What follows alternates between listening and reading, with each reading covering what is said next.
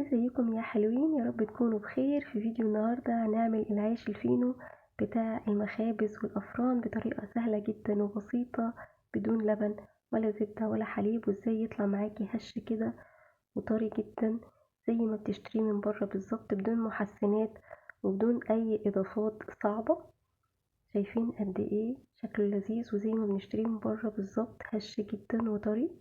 وهقولك كمان على 3 حاجات أساسية لنجاح المخبوزات، وكمان هقولك على أكتر من طريقة لدهان وش المخبوزات عشان تطلع محمرة كده. تعالوا نشوف الطريقة. أول حاجة معايا 250 مللي من المية الدافية، عليهم معلقتين كبار من السكر ومعلقة كبيرة من الخميرة الفورية. ولازم تكون المية بتاعتنا يدوب دافية، ما تكونش سخنة علشان ما تموتش الخميرة، وما تكونش باردة فبالتالي الخميرة ما تنشطش معانا. بنقلبهم كويس جدا مع بعض لغاية لما السكر يدوب، ودي المرحلة الأولى للتخمير. هنغطيهم لغاية لما الخميرة تنشط وتتفاعل. بعد كده في العجان هضيف نص كيلو من دقيق المخبوزات، ولازم يكون دقيق مخبوزات، ودي الخطوة التانية المهمة، إننا لما نعمل مخبوزات نستخدم دقيق مخبوزات. معانا بعد كده ربع معلقة صغيرة من الملح، ونص معلقة صغيرة من البيكنج باودر، معلقتين كبار من اللبن البودرة، وممكن تستغني عنهم، لكن بيدوا طراوة حلوة للعجينة، وكمان قيمة غذائية لو بتعمليها سندوتشات للأطفال. هنقلبهم مع بعض، وتعالوا نشوف الخميرة. معانا كده سيبناها حوالي 10 دقايق، بتبقى عاملة زي فوم كده على الوش كده. الخميرة بتاعتنا اتفعلت وتأكدنا ان الخميرة كويسة. هنبتدي نضيفها على الدقيق، وكمان هنضيف معلقتين كبار من الخل و50 مللي من الزيت أو ربع كوباية من الزيت. الخل هنا بيقوم هو والبيكنج باودر، البيكنج باودر يعني شغل المحسن عشان يدينا طراوة للعجينة مع باقي المكونات. بنبتدي نعجن كده لغاية لما العجينة تلم معانا كويس جدا.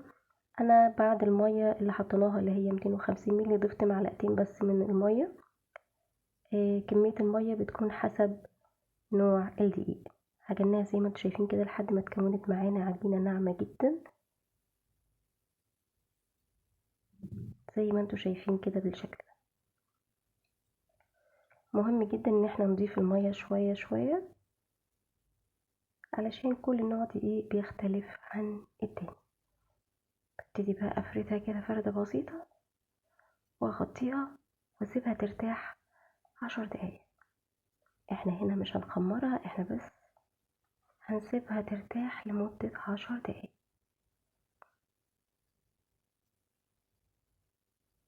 زي ما احنا شايفين كده، بعد ما ارتاحت العجينة وسيبناها 10 دقايق،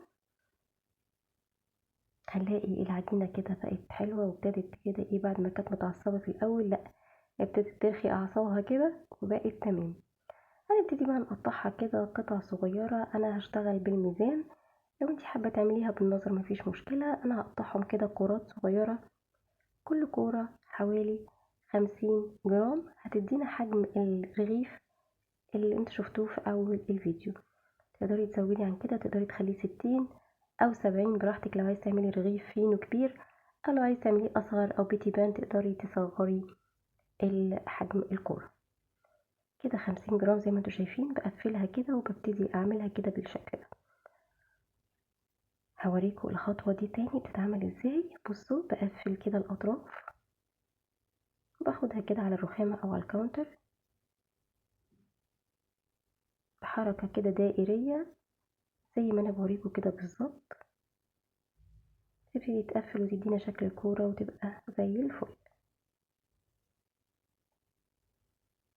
لازم بعد ما نخلص نغطيهم برضو ببلاستيك علشان الوش بتاعهم ما ينشفش ويعملوا قشرة يبقى شكلها مش لطيف. بعد كده باخد اول كورة انا بدأت فيها، هشوف اول واحدة انا عملتها وابتدي افردها، والباقي يفضل برضو متغطي. ناخد واحدة واحدة. الموضوع سهل جدا وبسيط ومقادير بسيطة جدا. نبتدي بقى نفرد العجينة كده. هي ما كانتش محتاجة مردانة او اي حاجة، انا فردتها كده بايديا لان العجينة مرتاحة كويس ومعجونة كويس جدا. هنفردها كده بالشكل ده، وهبتدي بقى ارولها كده بالراحة جدا زي ما انتوا شايفين، وبقفل كده بصوابعي بشويش جدا. نبتدي بقى اهم حاجة نقفل الاطراف كويس قوي قوي قوي، نلحم كده الاطراف وندخل الزوايد دي كده جوه، ونخلي بالنا ان الطرف او اللحام بتاع الرغيف بيكون من تحت واحنا بنحطه في الصينية. وهبتدي ارولها كده بشويش. انا عملتها كان يعني مقاسها حوالي 15 سنتي، عملتهم كلهم قد بعض. عايزة اوريكم واحدة تانية زي ما انتوا شايفين كده. بنفردها كده بايدينا بمنتهى البساطة، هي مش محتاجة مردانة يعني. لو حبيتي تفرديها بالمردانة مفيش مشكلة، انا حبيت بس اقرب لكم الصورة علشان تشوفوا انا بعمل ايه. اقفلها كده واقفل بقى الاطراف دي، اهم نقطة نقفل الاطراف كويس جدا. الخطوة الثالثة اللي احنا قلنا عليها اللي هي التخمير. التخمير بيختلف من مكان للتاني ومن درجة حرارة للتانية.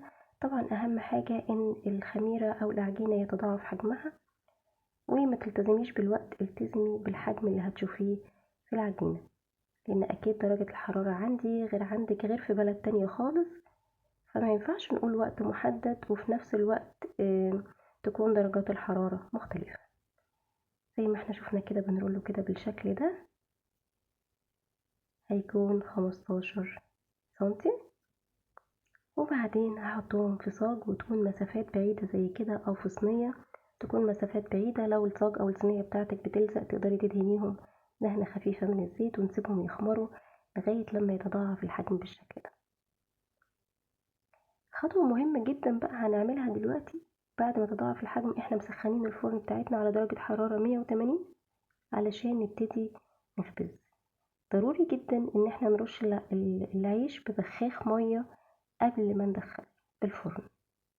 ده اللي هيدينا اللمعة واللون بدون ما نحط بيض، بدون ما نحط لبن، بدون ما نحط اي اضافة عليه على الوش، بتكلفة بسيطة جدا وسهلة جدا. وده اللي بيعملوه في الافران، بس بيكون طبعا في حاجات اوتوماتيك. بعد ما بنطلعه من الفرن بيطلع معانا باللون واللذاذة والشكل الجميل ده. برضو بنديله بخاخ مية كده برضو تاني، ونبتدي نغطيه علشان يرد من حرارة الفرن ويطرى. طيب هل هم في الافران بيغطوه؟ لا، الافران اللي بيحصل ان هم بيحطوا محسن. المحسن ده هو اللي بيديك الشكل والطراوة يعني والهشاشان وكل حاجة، لكن احنا في البيت بنفضل ان احنا ما نستخدمش المحسنات، نستخدم الحاجات البديلة الطبيعية. بنغطيه يعني ونسيبه بقى 10 دقايق ربع ساعة لغاية لما نخلص الكمية كلها. واهم حاجة ان احنا بنرشه بخاخ مية قبل ما يدخل، وبعد ما يخرج من الفرن بيطلع معانا باللذاذة دي. بتخبزيه على درجة حرارة 180 قد ايه هش وطري وطعمه لذيذ، واللقمة فعلا او الساندوتش منه فعلا مشبع، مش بس مليان هوا على الفاضي او يعني هش كده على الفاضي، لا. شايفين؟ عايزة اقول لكم بقى اكتر من طريقة لتلميع الوش. طبعا احنا قلنا المية او بخاخ المية، ده للمخبوزات عامة. في ناس بتلمع بمية وسكر، ودي برضو بتدي نتيجة حلوة، لكن بتدي طعم مسكر شوية وكريسبي شوية على الوش. وصفار بيض ولبن، ودي طبعا بتدي لمعة هايلة جدا مع فانيليا، لكن في ناس ما بتحبش ريحة صفار البيض او ريحة البيض مع المخبوزات. وممكن نحط صفار بيض مع لبن مع نسكافيه. ممكن بأي مادة دهنية سواء سمنة أو زبدة أو زيت، وممكن بلبن بس، ممكن بلبن مع رشة من القهوة أو النسكافيه. كل الطرق دي تنفع لتلميع الوش، وأقلها تكلفة هي طبعا بخاخ المية. شايفين بقى قد ايه طري وهش ولذيذ وجميل جدا. علشان تحفظيه بعد ما بيطلع من الفرن وتبتدي ترشي عليه ميه، انا هفتحه لكم بس عشان تشوفوه. بتسيبيه يبرد تماما وتبتدي تحفظيه في اكياس وتحطيه في الفريزر. شايفين بقى من جوه عامل ازاي؟